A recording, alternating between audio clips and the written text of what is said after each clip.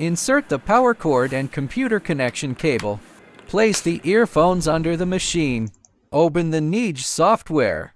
Select the USB connection of the machine. Right-click the blank area to insert text. Enter text. Select the font. Click File to import local images.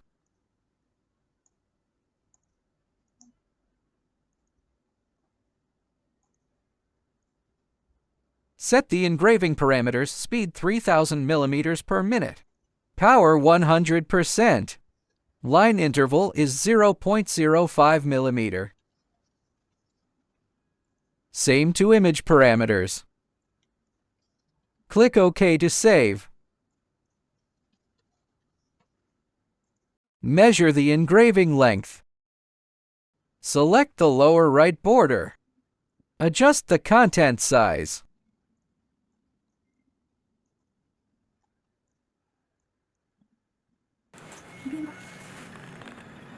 Stop preview. Rotate the focus cap of B30635 to make the focus the smallest focus. Wear goggles. Click Start.